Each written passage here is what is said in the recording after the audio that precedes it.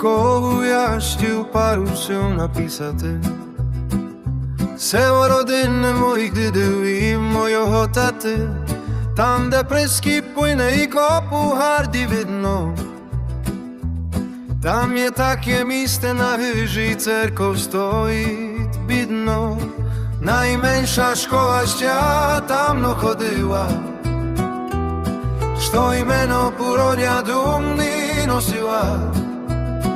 При школі камін великий поставлений, на пам'ятку веселення лемків приточене. Дивні то були часи нашої Кункові, коли 47 року вигнали їх жонери.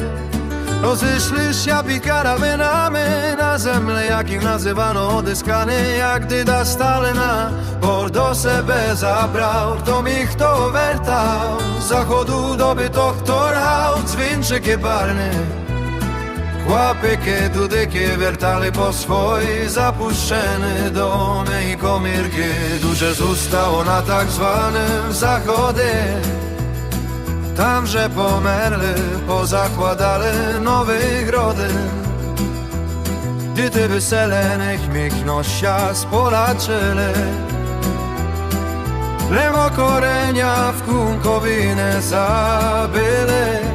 Raz do rotu w Kunkowi się spotykają, pocharek wypił, piesnyczku zaśpiewają.